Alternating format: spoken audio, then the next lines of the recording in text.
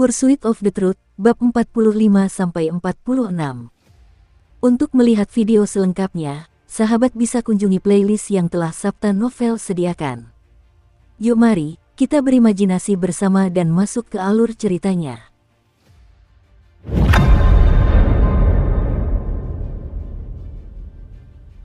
Di tengah altar berbentuk segi 5 itu berdiri seorang pria parubaya mengenakan jubah ungu. Ia mengangkat kepalanya sambil memandang mereka dengan senyum di wajahnya. Ada jarak tertentu antara Suming dan pria parubaya itu. Namun, entah mengapa, saat Suming mendengar suaranya dan menatapnya, ia melihat bayangan pria itu muncul di hadapannya seolah-olah pria itu sedang menatapnya dari jarak dekat. Pemandangan aneh itu membuat Suming terkejut. Bersamaan dengan itu, saat tawa pria itu terdengar di telinganya, ki di dalam tubuhnya mulai bergejolak seolah-olah dia kehilangan kendali atasnya. Rasanya hanya dengan satu tatapan dari pria itu saja, darah di seluruh tubuhnya akan menyembur keluar dan dia akan mati seketika. Suming bukanlah satu-satunya yang merasakan hal itu. Lei Chen, Wula, dan bahkan Bai Ling merasakan hal yang sama. Lei Chen bergidik dan matanya dipenuhi rasa tidak percaya. Wula pun gemetar. Seolah-olah pria parubaya yang dapat dilihatnya dengan jelas di hadapannya memiliki kekuatan luar biasa yang membuatnya ingin bersujud dan menyembahnya. Bahkan ayah Bai Ling, kepala pengawal suku Gunung Kegelapan, sedikit gemetar. Perlahan, ia menundukkan kepalanya di hadapan pria yang berjalan ke arah mereka di udara dari altar di bawah. Selain kepala pengawal, San Hen, kepala para pemburu, tampak bernapas cepat. Secercah fanatisme dan antisipasi terlihat di matanya. Ini adalah tatapan yang sangat jarang terlihat baginya. Biasanya dia tabah dan pendiam. Alam transendensi, Suming berteriak dalam hatinya. Pada saat itu, dua kata ini terbentuk di kepalanya. Mereka yang mencapai alam transendensi dapat berjalan di langit. Mereka dapat menunjukkan tanda berserker mereka ke langit dan dengan mulut mereka, mengaktifkan darah berserker mereka. Dengan ki mereka dapat menembus langit. Inilah kata-kata yang tertulis di gulungan kulit binatang yang menggambarkan alam transendensi. Suming menatap pria berbaju ungu yang berjalan ke arah mereka di udara, dengan ekspresi takjub. Pria itu tampak berusia sekitar 40-an dan bertubuh agak kurus. Namun, dia terlihat sangat tampan. Tidak banyak tanda yang menunjukkan bahwa dia adalah anggota suku berserker. Satu-satunya petunjuk adalah sepasang anting tulang yang dikenakannya.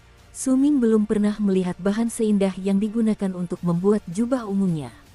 Kain linen kasar dan kain karung sama sekali tidak bisa dibandingkan dengan itu, apalagi kulit binatang. Saat dia berjalan ke arah mereka, suku aliran angin mulai berputar di belakangnya. Tampaknya untuk sesaat, segala sesuatu lenyap dari dunia dan yang tersisa hanyalah dirinya. Terlebih lagi, angin berhenti bertiup kencang dan awan pun membeku di langit. Rambut panjang pria parubaya itu terurai di belakang punggungnya. Dia tersenyum sambil perlahan mendekati mereka. Senyumnya seperti angin musim semi, menyebabkan ki dan darah di dalam Suming dan seluruh tubuh mereka secara bertahap menjadi tenang. Namun, saat pria parubaya itu semakin mendekat, mereka diliputi perasaan sesak napas. Rasanya seperti mereka terlalu takut untuk menarik napas dalam-dalam. Matanya seolah menyimpan langit. Ketika orang lain menatap matanya, pikiran mereka menjadi kosong. Seolah-olah semua rahasia mereka akan terungkap di hadapannya, seolah-olah mereka berdiri telanjang tepat di depannya. Ular piton itu juga tampak membeku di udara pada saat itu. Ia tidak bergerak sedikit pun seolah-olah merasakan aura menakutkan pria itu. Pria tua itu perlahan berdiri tegak. Ekspresi di matanya tidak terbaca ketika pria itu muncul. Ekspresi itu disembunyikan dengan hati-hati. Salam, Tuan Berserker aliran angin. Wajah tetua itu tampak tua dan keriput saat ia berdiri dan membungkuk di hadapan pria parubaya itu. Mosang, tidak perlu ada pertengkaran di antara kita. Suara pria itu lembut, tetapi tidak menghentikan tetua itu untuk membungkuk. Setelah tetua itu selesai, ia mengayunkan tangan kanannya ke udara seolah-olah hendak membantu tetua itu berdiri menggunakan kinya. Namun, alih-alih berdiri, tubuh tetua itu gemetar dan ia membungkuk sekali lagi di bawah tekanan kekuatan tersebut. Setelah itu, kekuatan pada tubuh tetua itu runtuh. Saat kekuatan itu menghilang, tetua itu berdiri tegak. Pria berbaju ungu itu menatap tetua itu dalam-dalam. Dia tersenyum dan menggelengkan kepalanya sambil menunjuk ke arah tetua itu. Sifatmu masih sama seperti saat kau masih muda. Bertahun-tahun telah berlalu, mengapa kau memutuskan untuk datang menemuiku sekarang? Aku telah memikirkan permintaanmu bertahun-tahun yang lalu dan aku telah sampai pada sebuah keputusan, kata pria tua itu dengan wajah seperti biasanya saat berbicara perlahan. Ketika pria berbaju ungu mendengar kata-katanya, sikapnya berubah.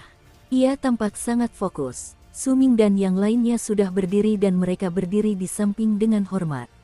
Su Ming berdiri paling dekat dengan tetua dan dia sedikit banyak bisa merasakan perasaan tetua saat melihat mantan temannya itu. Dia juga bisa mengerti mengapa tetua menolak untuk datang ke Windstream. Saat menatap wajah tua dan keriput sang tetua, ia melirik pria berbaju ungu dengan gugup, jantungnya berdebar kencang. Su Ming teringat apa yang dikatakan sang tetua kepadanya beberapa waktu lalu. Tetua dari suku aliran angin bukanlah tandinganku sebelum usianya 20 tahun.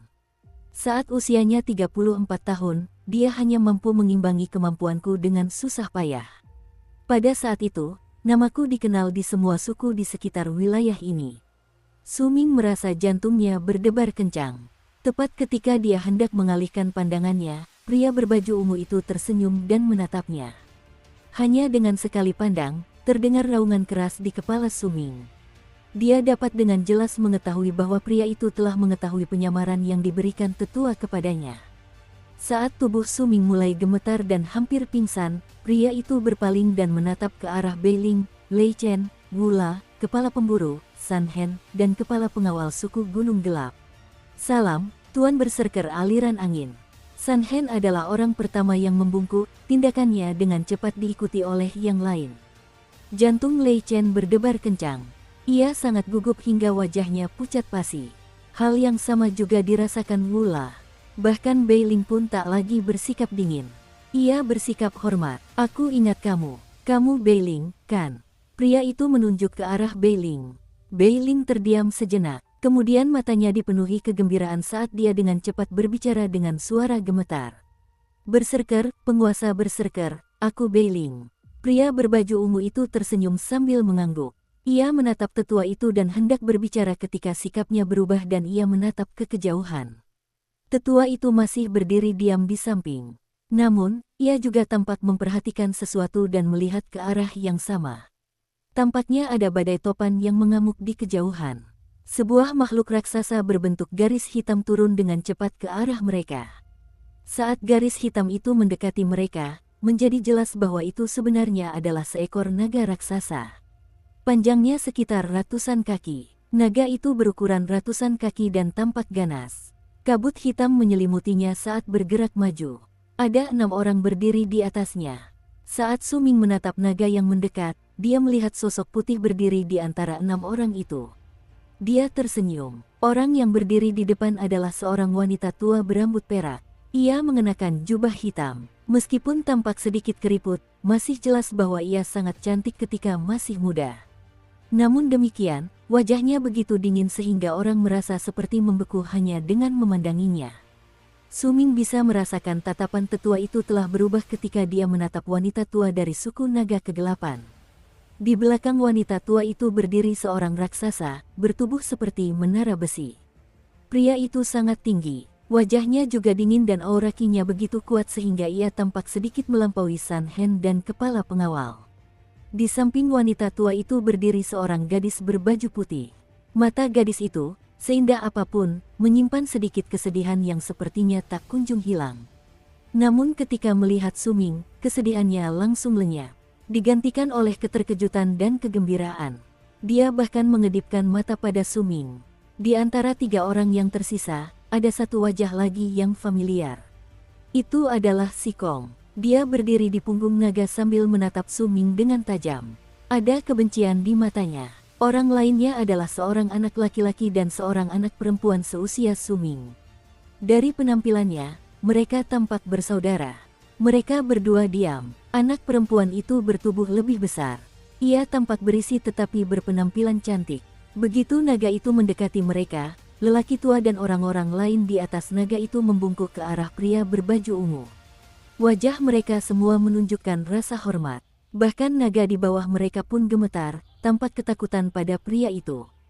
Pria berbaju ungu itu masih tersenyum. Dia mengangguk sebagai tanda terima kasih atas penghormatan suku naga kegelapan. Kemudian seseorang datang ke arah mereka dengan kecepatan yang sangat tinggi dari suku aliran angin. Kabut ungu menyelimuti kakinya. Saat muncul di udara, dia membungkuk ke arah pria berbaju ungu itu. Orang itu adalah seorang pria tua yang mengenakan jubah putih. Dia adalah Si Hai, yang mengambil pil Su Ming beberapa hari yang lalu. Si Hai, perlakukan tamu kita dengan baik. Setelah pria berbaju ungu selesai berbicara dan Si Hai menyatakan persetujuannya, dia menatap tetua suku Gunung Gelap, Mo Sang. Mo Sang, ada sebuah suku yang menawarkan daun awan Morus Alba kepadaku sebagai upeti. Aku tahu kau menyukai ini sejak lama. Aku menunggu kedatanganmu agar aku bisa menikmatinya bersamamu. Tetua itu mengangguk dan berbalik untuk berbicara dengan kepala pengawal. Setelah itu, dia melangkah beberapa langkah ke depan dan, yang mengejutkan Su Ming, tetua itu juga berjalan di udara menuju pria berbaju ungu. Kemudian mereka terbang ke bawah menuju kota yang terbuat dari batu lumpur. Saat ia memperhatikan pria berbaju ungu itu, secercah kerinduan muncul di mata Su Ming. Alam transendensi, aku ingin tahu apakah aku juga bisa menjadi sekuat itu. Saat Su Ming menantikannya dalam hati, Si Hai mengamati mereka dengan senyum di wajahnya. Selain anak-anak muda ini, kami semua sudah saling mengenal dengan baik. Kalian datang lebih awal. Suku-suku lainnya belum tiba. Izinkan saya memandu kalian ke kota aliran angin. Si Hai masih memikirkan hal lain. Ia menepis pikiran-pikiran itu sambil tersenyum dan berbicara dengan sopan. Ia memandu orang-orang turun ke kota yang terbuat dari batu lumpur itu. Saat itu, Lei Chen bergerak berdiri di samping Su Ming. Ia sepertinya teringat apa yang terjadi di alun-alun ketika melihat Bai Ling dan merasa sedikit bersalah. Ia berpikir bahwa jika ia berdiri di samping Su Ming, mungkin ia bisa menimpakan semua kesalahan padanya. Su Ming sesekali melirik Bai Ling. Bai Ling juga tersenyum dan terkadang membalas tatapan Su Ming. Saat tatapan mereka bertemu, detak jantung Su Ming semakin cepat. Tidak lama kemudian, orang-orang dari kedua suku memasuki kota aliran angin dan mendarat di sebuah alun-alun besar. Tubuh naga itu tercerai-berai dan berubah bentuk menjadi kabut hitam tebal, dengan cepat menyatu ke dalam tubuh wanita tua dari suku naga kegelapan. Adapun ular piton itu, ia berubah wujud menjadi awan putih dan menghilang ke langit. Sudah ada anggota suku dari suku aliran angin yang menunggu di alun-alun besar. Atas perintah Si Hai, beberapa orang maju untuk dengan sopan membimbing mereka menuju penginapan mereka selama berada di kota itu. Namun, kesopanan itu hanyalah pura-pura. Di balik semua kesopanan itu masih tersembunyi kesombongan. Su Ming dan yang lainnya hendak mengikuti San Hen dan kepala pengawal ke penginapan mereka ketika sebuah suara terdengar dari suku naga kegelapan. Jadi, Anda adalah Su Ming. Su Ming berhenti. Saat dia berbalik, dia melihat wanita tua dari suku naga kegelapan menatapnya dengan tajam. Su Ming merasa gugup. Ia dipenuhi kecemasan bukan hanya karena orang yang berbicara dengannya adalah tetua suku naga kegelapan, tetapi juga karena wanita itu adalah nenek Bai Ling. Sebagian dari itu juga disebabkan oleh teori dan analisis yang diceritakan oleh tetua kepadanya dalam perjalanan mereka ke suku Windstream. Saya Su Ming. Salam, tetua suku naga kegelapan. Su Ming menarik napas dalam-dalam dan membungkuk di hadapan wanita tua itu dengan penuh hormat. Wajah wanita tua itu muram saat menatap Su Ming. Tak seorang pun tahu apa yang dipikirkannya. Namun, orang-orang di sekitar mereka menjadi hening karena hal itu. Para pemandu mereka dari suku aliran angin juga mengalihkan pandangan mereka ke arah Su Ming. Bahkan Si Hai, yang hendak pergi dengan pikiran yang berat, berhenti dan menatap mereka dengan sedikit terkejut. Baginya, Su Ming hanyalah anak biasa. Tidak ada sedikit pun ki yang terpancar darinya. Setelah melihat Su Ming, ia mengalihkan pandangannya dan tidak lagi memikirkan konflik antara dua suku kecil itu. Sebaliknya, hatinya dipenuhi kekhawatiran. Ia telah lama mencari berserker jatuh yang menciptakan obat aneh itu, tetapi tidak menemukan petunjuk apapun. Beberapa hari yang lalu, tetua menanyakan hal itu kepadanya, membuat Si Hai semakin khawatir karena ia tidak tahu harus mulai dari mana. Mungkinkah Valen Berserker telah meninggalkan tempat ini? Ah, jika memang begitu, dari mana aku harus mulai mencari? Lei Chen berdiri di samping Su Ming. Dia menatap tajam wanita tua yang sedang memperhatikan Suming. Dia menghormati tetua suku aliran angin, tetapi tidak ada sedikit pun rasa hormat darinya terhadap wanita tua itu. Beiling mengerutkan kening sambil menatap Suming. Secercah ketidakpuasan muncul sekilas di matanya. Dia tidak mengerti bagaimana mungkin Suming bisa menyinggung suku naga kegelapan. Bertahun-tahun telah berlalu, kau sudah dewasa, wanita tua itu menatap Suming lama sebelum berbicara perlahan. Tidak ada sedikit pun rasa senang atau marah dalam nada suaranya. Suming menjadi semakin gugup. Dia berdiri di sana, tidak tahu harus berkata apa. Saat itu, dia bisa merasakan tatapan semua orang tertuju padanya. Itu adalah sesuatu yang jarang dia alami dan dia sangat tidak terbiasa dengannya. Beiling, yang berdiri di belakang wanita tua itu tampak pucat. Tanpa sadar ia mencengkeram ujung bajunya erat-erat dengan kedua tangannya.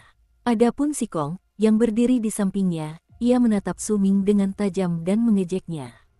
Sayang sekali, wanita tua itu menatap Suming dan melanjutkan berbicara perlahan.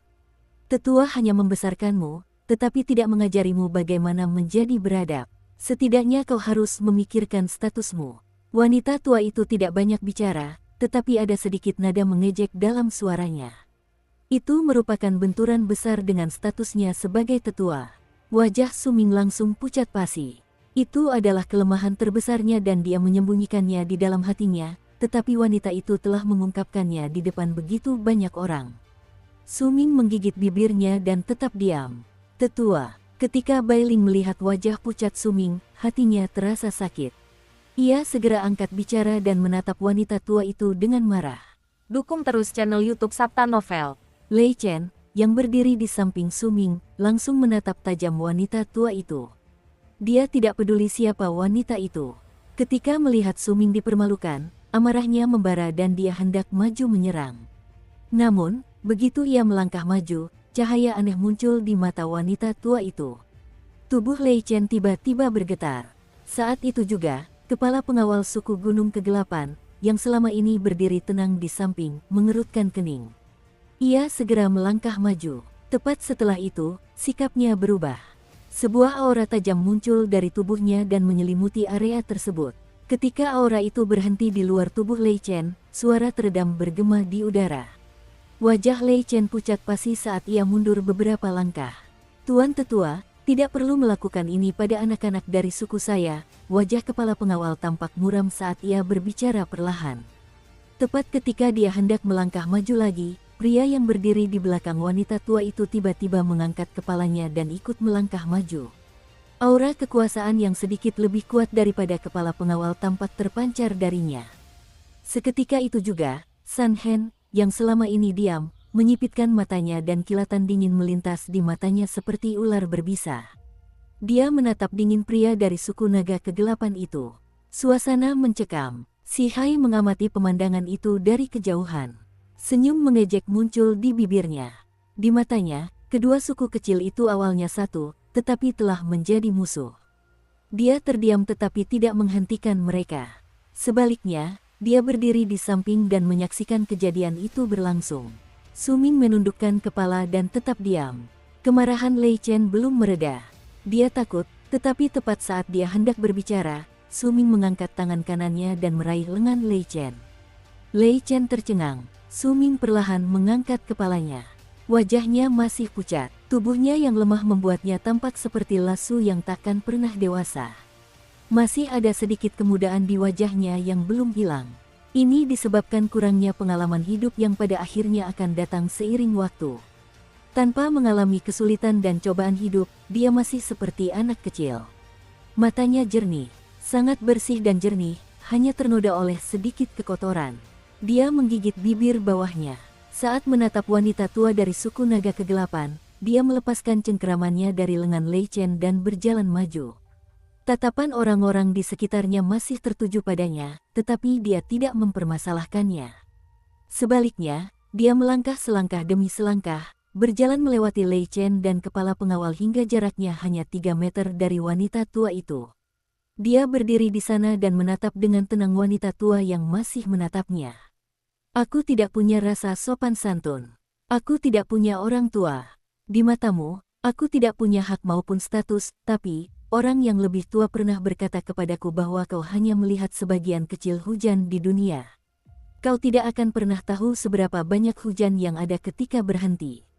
Kau hanya bisa melihat permukaan air berlumpur di tanah dan tak pernah sampai ke dasarnya. Tahun ini, aku baru berusia 16 tahun, Su Ming menundukkan kepala dan berbicara pelan. Setelah selesai berbicara, dia berbalik dan berjalan pergi perlahan. Lei Chen mengikuti Su Ming dan berbalik untuk menatap wanita tua itu dengan tajam sambil mendengus pelan. Ketika kepala pengawal dan San Hen melihat bahwa wanita tua itu tidak lagi berbicara, mereka mundur perlahan. Mereka pergi di bawah bimbingan pengawal dari suku aliran angin bersama Bei Ling dan Wu La. Wanita tua itu memperhatikan punggung Su Ming yang menjauh dan mengerutkan kening. Ada kilatan yang tak terbaca di matanya saat dia berbalik dan berjalan ke belakang. Bai Ling, ikutlah denganku. Bai Ling berdiri di sana dan memperhatikan sosok Su Ming yang menjauh. Hatinya kacau. Ketika mendengar kata-kata neneknya, dia pergi diam-diam bersamanya.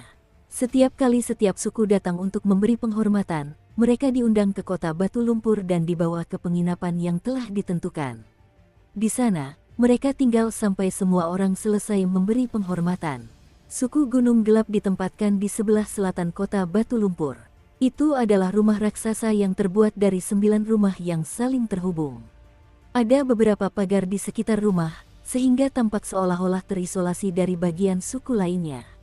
Pada saat itu, semua anggota suku Gunung Kegelapan berkumpul di salah satu rumah. Mereka semua duduk bersila sambil mendengarkan kepala penjaga yang duduk di hadapan mereka. Jumlah penduduk suku aliran angin jauh melebihi jumlah penduduk suku Gunung Kegelapan. Karena itu, jumlah berserker yang mereka miliki juga melebihi jumlah kita. Selain itu, dengan suku aliran angin sebagai pemimpin di wilayah tersebut, upeti yang mereka terima ketika semua suku lain memberi penghormatan kepada mereka setiap beberapa tahun sekali juga memungkinkan mereka untuk mendapatkan berbagai macam ramuan. Mereka bahkan memiliki beberapa patung dewa berserker. Kepala pengawal berbicara perlahan sambil mengamati orang-orang di sekitarnya. Suku kita tidak bisa dibandingkan dengan suku berukuran sedang. Aku tidak tahu pasti berapa banyak berserker di suku Windstream, tapi pasti ada setidaknya ratusan dari mereka. Para berserker ini memiliki cukup ramuan dan berbagai warisan dari berbagai patung dewa berserker di sini. Kekuatan mereka tidak dapat dibandingkan dengan suku kecil. Kecepatan pelatihan mereka jauh lebih cepat daripada kita, sumber daya mereka jauh lebih baik daripada kita, bahkan kemungkinan munculnya orang-orang berbakat di antara mereka jauh lebih tinggi daripada suku kita. Selama waktu ini, San Hen dan aku tidak akan membatasi pergerakanmu. Kami membawamu ke sini agar kamu dapat merasakan kekuatan suku berukuran sedang dan kekuasaan seorang pemimpin yang kuat dari suku aliran angin. Saya ingin kalian semua berteman selama berada di sini. Tidak masalah apakah mereka dari suku aliran angin atau dari suku lain. Kecuali musuh kita, suku Gunung Hitam, kalian bisa berkenalan dengan anggota dari suku manapun. Saat kepala pengawal berbicara, pandangannya tertuju pada Su Ming yang tetap diam.